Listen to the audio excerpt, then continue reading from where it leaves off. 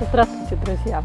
Одна из моих фуксий явно страдает раздвоением личности. Одновременно цветет розовыми и пурпурными цветами. Решила ее показать, а заодно рассказать о спортах у фуксий. Спорт, изменение сортовых признаков в результате мутации – нередкое явление для многих растений, и фуксия здесь не исключение. Хотя спорты у них возникают все же не так часто, как, например, у фиалок или пеларгоний. И все же спорты случаются и у фуксий. Эта фуксия изначально это был сорт Бекон Роза, один из лучших известных сортов с полностью розовыми немахровыми цветами. На втором году жизни среди розовых цветов у нее неожиданно расцвел пурпурный. На следующий год уже это была целая ветка, потом веток стало две. Теперь веток, которые цветут пурпурными цветами, больше, чем тех, которые цветут розовыми. Розовые в явном меньшинстве, они и слабее, и меньше нарастают, хуже цветут. И я думаю, что, наверное, следующим этапом будет их полное исчезновение. Дело в том, что Бекон Роза или Бекон Роза, как у нас обычно произносят, является по сути спортом от сорта Бекон. Привычнее, опять же, нам произносить бекон, но по правилам английского языка бекон в переводе с английского маяк через и с ударением на первый слог к гастрономическим изделиям никакого отношения бекон, в отличие от бекона, не имеет. Ну вот, как угодно, бекон, бекон, попробуем произносить правильно. На взгляд современного цветовода, конечно, это самая обычная, ничем не примечательная фуксия. Самое что ни на есть бабушкина. И не раз я наблюдала, как у нас появляются самоназванные беконы, более-менее похожая окраска, и люди крестят своих безымяшек, свои бабушкины фуксии беконами. Но бекон – это, конечно, никакая не бабушкина фуксия. Фуксия прабабушкина или даже прапрабабушкина. Сорт 19 века, но до сих пор он в культуре остается, потому что обладает выдающимися способностями к цветению, устойчив к жаре и солнцу, устойчив к низким температурам, холодостоек. В зоне холодостойкости от 6 и выше способен в открытом грунте зимовать. То есть в Европе он зимует в открытом грунте. Именно поэтому мне очень хотелось настоящий бекон найти. И еще и для того, чтобы сравнить, посмотреть, что же с моей этой Бекон Роза происходит. Подтвердить свою догадку, что она возвращается к параметрам материнского сорта. И вот в прошлом году я этот сорт заказала из Голландии. Теперь он у меня есть. Ясности, правда, он мне не добавил. Да, вроде бы похожие цветы, но в то же время немножко другой оттенок. Хотя это, возможно, связано с тем, что куст у меня рос в более тенистом месте. Там такая более выраженная сиреневинка вот в окраске лепестков. Ну, будем еще наблюдать. Попутно выяснила, что есть еще некий бекон род, то есть красный бекон с полностью красными цветами. Тоже, что это такое, не очень понятно, но похоже еще один спорт. То есть сорт оказался очень богатым на спорты. И вот эта ситуация, когда в спорт фактически уходит окраска цветов, она не так широко распространена. Но, пожалуй, еще один такой наглядный пример, который на ум сразу приходит, это сорта Duck Eyes и Blue Eyes. Отличаются они окраской лепестков юбочки. У Duck Eyes duck по-английски темный, она должна быть темно-фиолетовой, у Blue Eyes условно голубой, сиреневый. Много на разных ресурсах разночтений о том, когда эти сорта были зарегистрированы, кто автором является.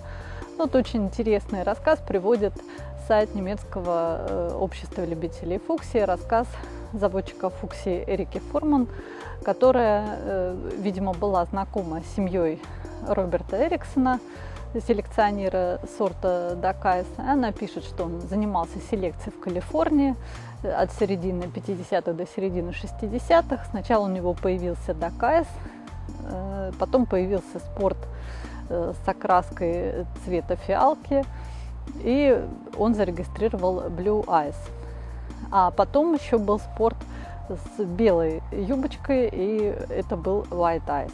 Ну, White Eyes сорт не так часто встречающийся, и на многих ресурсах он как неизвестного происхождения значится. Ну вот Dark Eyes и Blue Eyes есть у многих. И уже который год в нашей группе ВКонтакте задается вопрос, вообще где разница между этими двумя сортами. Сейчас она, похоже, полностью стерлась. У меня ни того, ни другого сорта нет. Имела возможность их наблюдать только в других садах.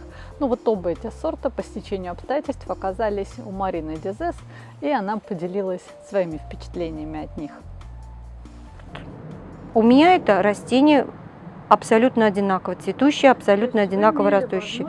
Да, да, у меня есть и тот, есть оба.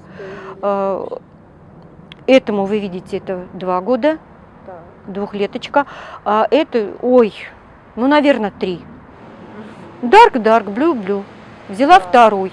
В результате на следующий год они цвели одинаково.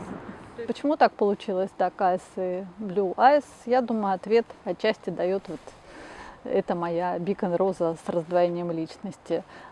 Рискну предположить, что пошли сортовые побеги, спортовые более слабые уступили, и так был под некорректным названием спорт размножен. А сейчас уже и сложно найти отличающиеся друг от друга растения, хотя не исключаю, что может быть и возможно. Но вот эта ситуация, когда в спорт уходит окраска цветов, встречается не так часто, гораздо чаще спорт идет по окраске листвы. Строго говоря, очень многие пестролистные формы известных сортов, они, видимо, были получены в результате мутации. Такие известные парочки, как Маринка и Голден Маринка, Swing Time, Golden Swing Time, La Campanella и Golden La Campanella, Peppermint Stick и Golden Manic. Несмотря на то, что отличаются названия, Golden Manic – это спорт от Peppermint Stick. Однажды на своей фуксии Tom West пестролистной я наблюдала появление побегов с зелеными листьями, но сразу же я этот побег удалила, потому что знала, что если оставить, то пестролистные будут забиты. Ну вот, видимо, так и с этим кустом нужно было поступить. Надо было вырезать этот побег с красными цветами, а сейчас я, честно говоря, даже не знаю, где тут резать, потому что все они как бы из одной точки растут. Ну, будем наблюдать, посмотрим, что будет с этой фуксией дальше.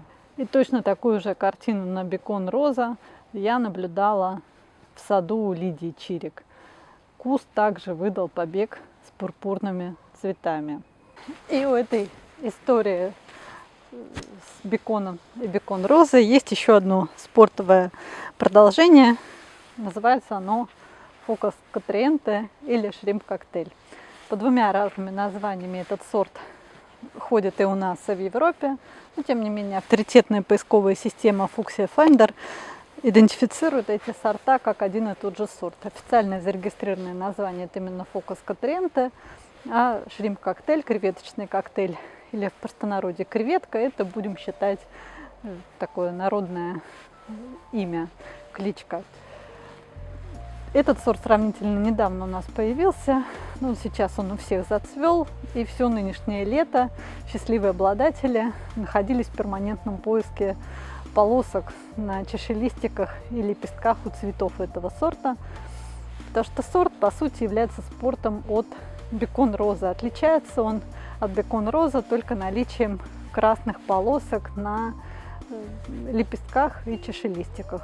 Вот то полоски есть, то их нет, то они появляются, то они исчезают. У меня та же самая история. Тоже сначала полосок не было, потом они появились. Дубль теперь цветет полностью розовыми цветами, доцветает. И, в общем, я совершенно уже не уверена, что на следующий сезон появятся полосатые цветы. То есть, по сути, имею сейчас вместо Focus Catriente ту же самую Beacon розу. Вот что бывает, когда в качестве сортов регистрируют спорты с нестабильными признаками. Имейте это в виду, если решите приобретать такие сорта для своих коллекций. Если вам приходилось сталкиваться со спортами у фуксии, отписывайтесь, пожалуйста, в комментариях под видео. Будет интересно почитать. А на сегодня это все. До встречи в нашем сообществе любителей фуксии «Фуксимания».